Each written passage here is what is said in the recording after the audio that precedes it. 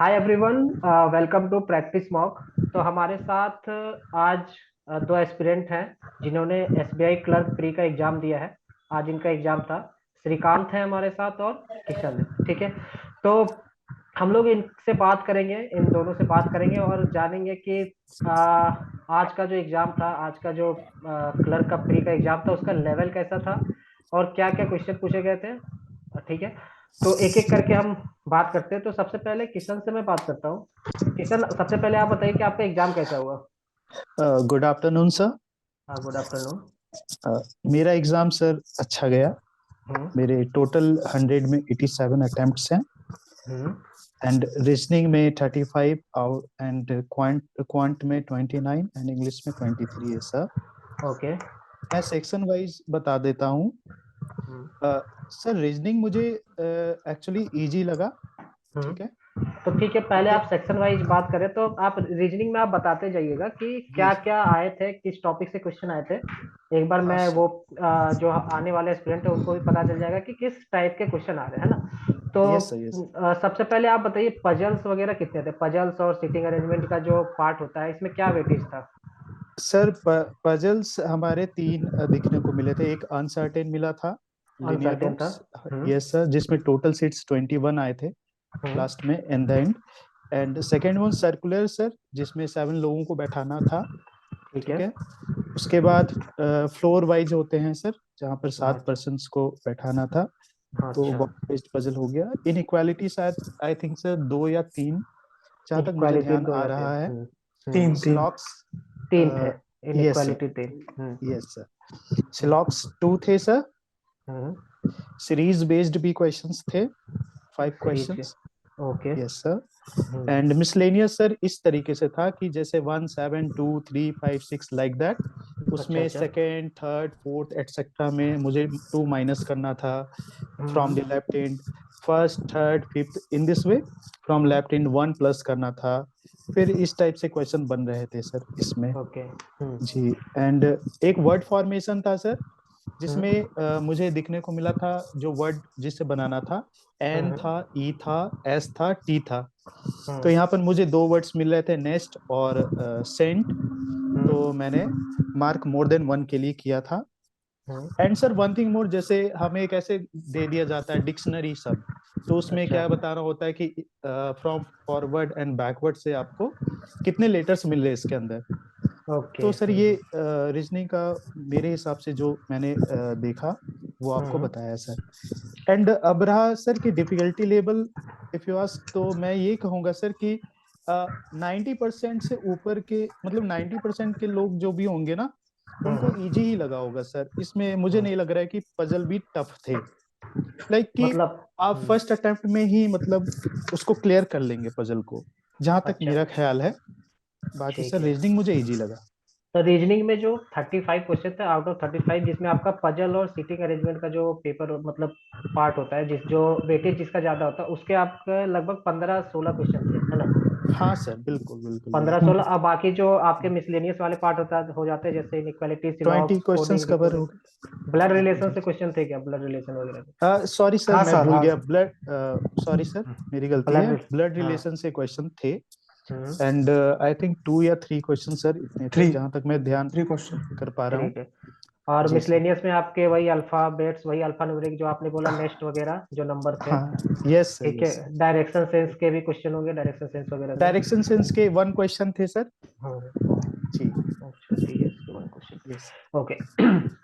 तो ये रीजनिंग का आप देख सकते हैं कि रीजनिंग का जो पेपर था वो अकॉर्डिंग टू किशन ये इजी पेपर था। और आई थिंक मैं अगर कंफर्म करूँ तो किशन से 30+ अटेम्प्ट आपके होने चाहिए थे सर अगर मेरे पेपर। 35 अटेम्प्ट्स है। ओके, ओ फाइन।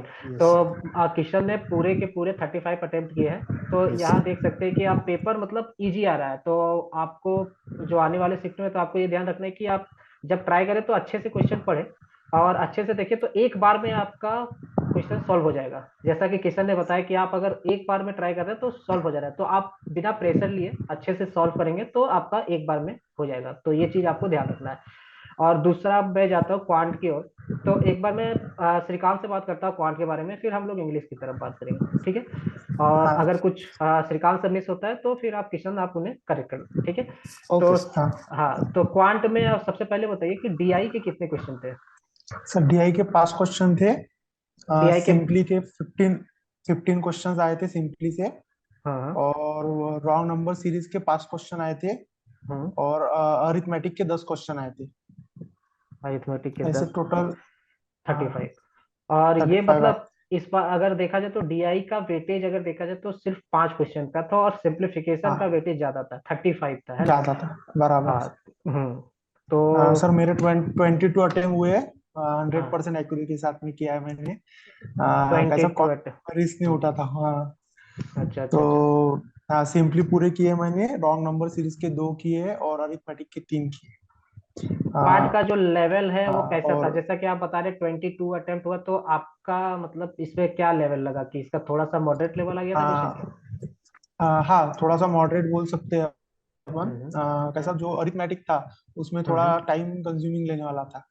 अच्छा अच्छा। उसी की वजह से थोड़ा मैंने कम अटेम्प्ट किया, लेकिन 100% एक्यूरेसी मेंटेन ओके। रखा है। हाँ, क्वांट में ये और आपको ध्यान रखना है कि हाँ एक्यूरेसी का तो ध्यान रखना है ना। और डीआई हाँ किस, डीआई का जो टॉपिक था वो क्या था, टेबल बार क्या था। टेबुलर। हाँ, डीआई सर। टेबुलर डीआई थी। अच्छा अच्छा। Mains and boys and girls करके कुछ तो भी था। तो हम्म, मैंने वो किया नहीं, अटेम्प्ट नहीं किया सर। ओके, इसमें डीआई मुझे आप टाइम लोग। लग गया था। हाँ, तो इंग्लिश में एक्चुअली मैंने सर, पूरे 30 अटेम्प्ट किया सर। हम्म, हाँ किशन आप कुछ बोल रहे थे। हाँ जी सर, एक्चुअली डीआई जो थे सर, क्री क्लिनिक्स मतलब हॉस्पिटल थे, वहाँ पर अच्छा। नंबर ऑफ पेशेंट्स थे, तो ऐसे सवाल बन रहे थे उसमें। एंड अगर ठीक। फिगर की बात करें सर डीआई में, तो फिगर हम्म, थोड़ा बड़े थे, मतलब 5 डिजिट्स में मिल रहे थे हमें। जैसे 5 वन अच्छा अच्छा। Two five zero zero in this way, 17600, hmm like that sir. हालांकि बहुत ज्यादा पेचीदा नहीं हुआ, हम्म सॉल्व किया तो बन गए। हम्म। लेकिन बिगिनर के लिए प्रॉब्लम हो सकता था सर, मतलब अगर देखा जाए टाइम तो लगता है। जो डीआई में क्वेश्चन था, इससे पहले अगर मैं बात करूँ, इससे पहले के पेपर में थोड़े से जो डेटा रहते थे वो छोटे होते थे। लेकिन अब छोटे जो होते। आप, हाँ अभी जो इस बार का क्वेश्चन पूछा गया उसमें डेटा उन्होंने बड़ा कर दिया, और डीआई 5 ही थे। सिंप्लीफिकेशन का भी डेटा कुछ इस तरह था या उसका इजी था।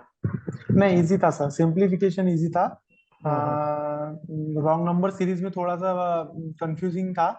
हम्म, अगर जल्दी आपको अगर लिंक हो गई तो फिर इजी जाएगा, या तो फिर अच्छा। टाइम कंज्यूमिंग था। राइट। ओके, मतलब मल्टीप्लीकेशन डिवाइडेशन इस टाइप में था। मतलब लॉजिक थोड़ा सा उन्होंने थोड़ा सा घुमाया था, है ना, कि अगर हाँ, आप बस ट्रिकी कर लिखोगे। दिया था थोड़ा सा। हाँ। हम्म। तो किशन आपने कितने अटेम्प्ट किए सर क्वांट में। मेरे क्वांट में 29 है आउट ऑफ 35।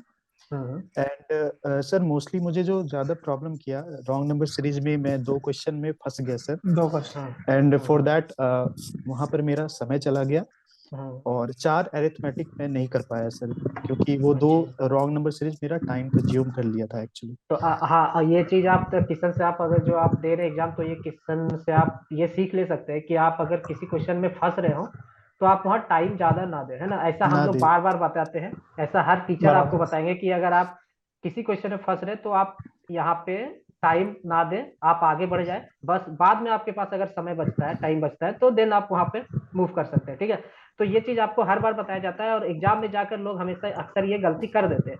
लेकिन आपको ये चीज ध्यान रखना है, क्योंकि आपको फिर से बताया जा रहा है, तो ये ध्यान रखना है, मैं ठीक ऐड है। तो one thing sir, yes yes, ठीक है। ये एक्चुअली सर एग्जाम के प्रेशर में तो हम लोग कोशिश ये रहता है कि चलो सबको करना ही है, लेकिन जिस क्वेश्चन को अटेम्प्ट करना होता है, वहां पर मैं हम सभी ये सोचते हैं कि चलो भाई इसको कर ही लेना है, कर ही लेना है। तो जिस चक्कर में सर टाइम चला जाता है, तो ये मिस्टेक हाँ। मेरे से मुझे आज फील हुआ। हम्म, तो सर ये टाइम कंज्यूमिंग हो गया फिर। हाँ, तो ये चीज आपको ध्यान रखना है अगर आप एग्जाम देने जा रहे हैं अगले शिफ्ट में। और तो हाँ, डीआई का जो लेवल था वो मैं कहूँगा इजी टू मॉडरेट, अगर देखा जाए तो सिंप्लीफिकेशन मॉडरेट। इजी थे आपके, और नंबर सीरीज में थोड़ा सा लॉजिकल था। डीआई का डेटा जो था बराबर। वो थोड़ा सा बड़ा था, और जो अरिथमेटिक थे वो लेंदी थोड़ा था। लेंदी थे। तो अगर देखा जाए तो बराबर। क्लर्क के हिसाब से ये मॉडरेट पेपर हुआ, है ना। तो रीजनिंग यस का सर, बराबर। पेपर, इजी टू रीजनिंग का, मॉडरेट जाएगा। हाँ मतलब आज इजी था। मॉडरेट मॉडरेट वाला पार्ट आपका ज्यादा है, अगर देखा जाए इसमें इजी वाला पार्ट थोड़ा कम है, मॉडरेट वाला हाँ। पार्ट ज्यादा यस है। तो यस रीजनिंग जो हो गया आपका इजी हो गया, इजी टू मॉडरेट आपका क्वांट हो गया। एंड अब जो बचा हाँ है वो इंग्लिश का है। तो इंग्लिश। इंग्लिश में किस किस टॉपिक से क्वेश्चन थे, क्या हाँ पजल्स सर पर, इंग्लिश ये में, सॉरी आरसी के इंग्लिश में कितने सर, थे? इंग्लिश में टोटल 30 अटेम्प्ट कर लिया सर मैंने टोटल। क्योंकि वेरी सर गुड इतना अटेम्प्ट। इतना इतना इतना कुछ हार्ड नहीं था। हाँ। जैसा कि पैरा जंबल थी सर, उसमें एक जो पैरा जंबल थी सर उसमें एक रिपोर्ट दिया था। उस हम्म, रिपोर्ट के हिसाब से वो अरेंज करनी थी। तो सर मुझे याद है अभी भी वो BDE CA इस टाइप में आया था सर वो। जो अच्छा पैरा अच्छा। जंबल लग रही थी तो वो हम्म BDE CA ये लग रही हम्म थी। हम्म और सेंटेंस रीअरेंजमेंट के 5 क्वेश्चन आए थे हम्म सर। फिलर से 4 क्वेश्चन आए थे। हम्म फ्रेज रिप्लेसमेंट के 2 क्वेश्चन आए थे। हम्म आरसी पे 9 क्वेश्चन आए थे, 8 to 9 कुछ तो भी। और हम्म, एरर के 5 क्वेश्चन आए थे सर। ओके। इस तरह टोटल 30 क्वेश्चन आए थे सर।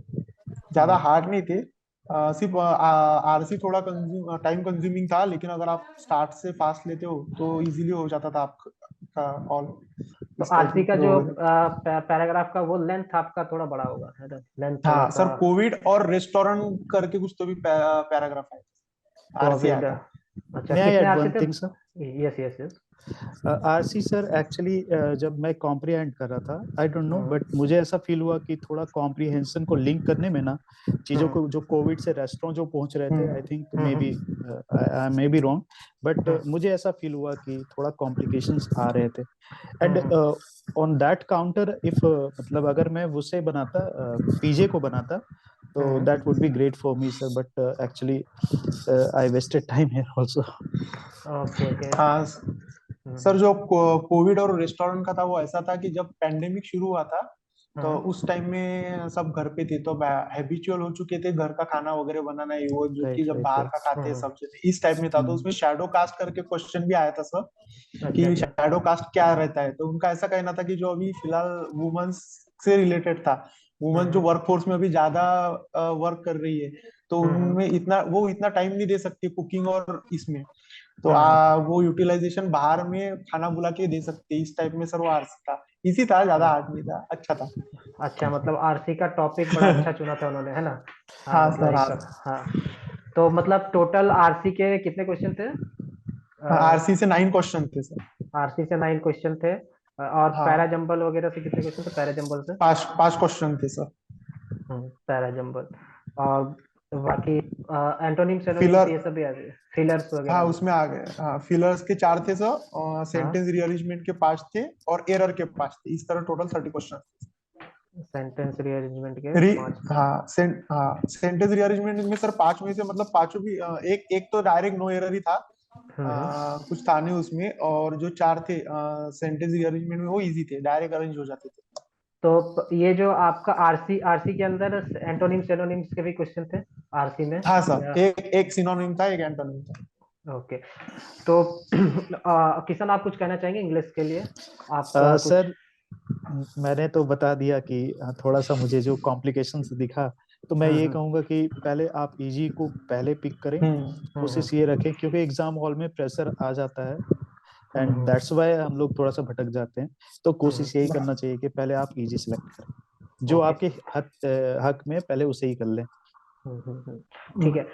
तो मैं एक बार ये जो है समराइज कर देता हूँ, पहले रीजनिंग की बात करते हैं। तो रीजनिंग का जो पेपर था वो 35 क्वेश्चन होते हैं आपके, जिसमें अगर गुड अटेम्प्ट देखें तो 30+ आपका अगर है तो गुड अटेम्प्ट है, मतलब 30 के आसपास आप कर रहे हैं, क्योंकि पेपर इजी है और रीजनिंग में आपका टाइम टेकिंग मतलब जो है वो कम लग रहा है। और अगर एक बार में आप अप्रोच ले रहे हैं बढ़िया से तो आप कर ले रहे हैं ना, क्योंकि पजल्स यस वगैरह जैसा उन्होंने बताया कि आप अच्छे से पढ़ के जाओ, अच्छे से करो, तो आप पजल्स वगैरह टाइम से कर ले रहे ये सर लिंकिंग थे सारे हैं। सारे लिंकिंग थे। पजल्स। तो रीजनिंग का जो पेपर है easy, according to Kishan and Shrikant, जो है वो इजी हाँ पेपर आया हुआ है।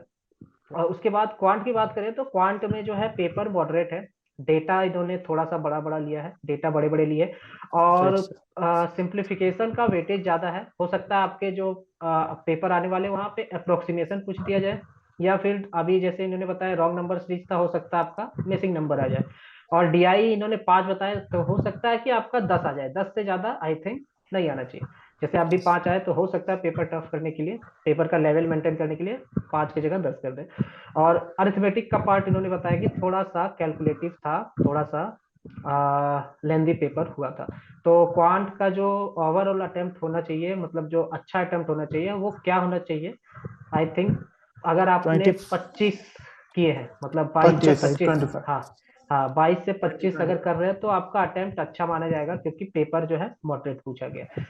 और और तीसरा जो पेपर है वो आपका इंग्लिश का पेपर है। इंग्लिश का पेपर भी अगर बोलूँ तो जो 25 to 30। हाँ 25 to 30, और इंग्लिश का जो पेपर है वो भी मतलब एक सब ऐसा नहीं कि बहुत ज्यादा डिफिकल्ट है, बहुत ज्यादा मॉडरेट भी लेवल का, इजी टू मॉडरेट अगर मान सकते हैं। अगर रीडिंग कॉम्प्रिहेंशन थोड़ा सा अगर बोले कि वो थोड़ा सा लेंदी पूछ लिया, लेकिन अगर इजी टू मॉडरेट भी कहूँ तो मैं मॉडरेट वाला पार्ट आपका थोड़ा सा कम है, एंड इजी वाला पार्ट आपका थोड़ा सा ज्यादा है ना। और क्वांट, यही चीज अगर आप क्वांट में देखें तो मॉडरेट वाला पार्ट थोड़ा सा ज्यादा है, इजी वाला पार्ट कम है। तो ये एनालिसिस है। तो ओवरऑल अगर अटेम्प्ट बोलूं मैं आउट ऑफ 100 क्वेश्चन, तो ओवरऑल अटेम्प्ट क्या होना चाहिए? तो मेरे को लगता है कि आपका अगर 80 अटेम्प्ट है, 80 प्लस, तो आपका अच्छा अटेम्प्ट माना जाएगा, है ना। अगर 80 प्लस आप अटेम्प्ट कर रहे हैं तो आप बेफिक्र हो जाइए, और अगर आपने सही से किया है तो आप अभी से मेंस की तैयारी में लग जाइए, क्योंकि Yes. मेंस का जो पेपर है वो कुछ दिनों में हो जाएगा।